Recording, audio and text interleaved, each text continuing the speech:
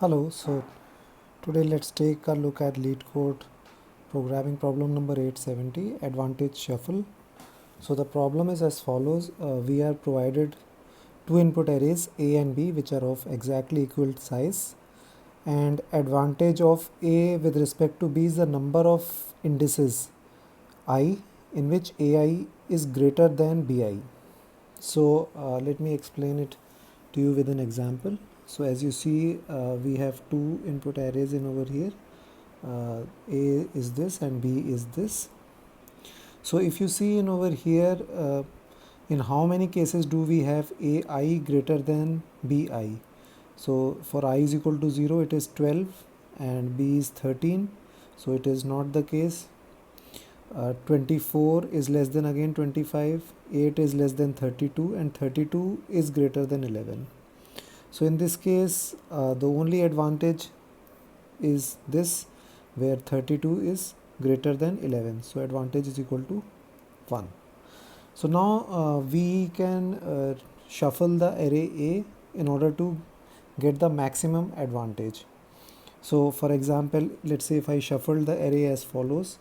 If I made A as 24, 12, 8 and 32, this is my A after shuffling, and if my B is the same, 13, 25, 32 and 11. So in this case I have an advantage over here and I have an advantage over here.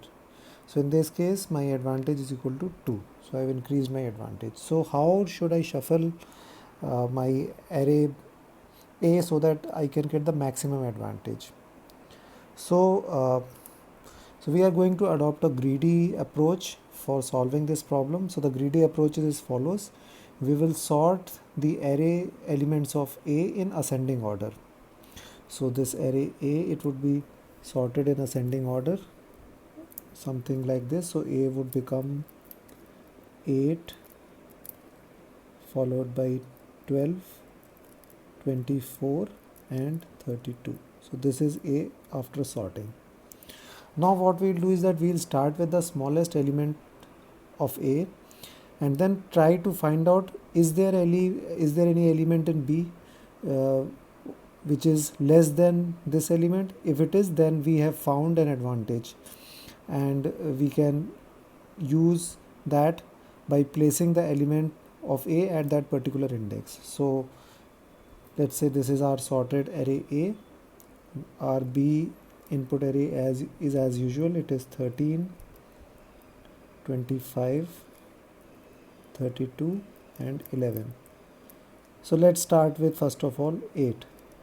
So now 8 we check with the elements of B. So 8 is less than 13, less than 25, less than 32, less than 11. So there is no element in B which is lesser than 8. So we do not do anything with 8. So probably we can maintain our results in a result array.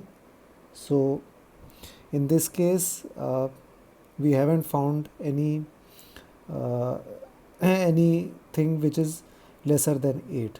So we let remain 8 as it is, and over here in the result we just put a -1. Now let's see 12. Now 12 is, we again start comparing with the elements of B. So it's less than 13, less than 25, less than 32, but it is greater than 11.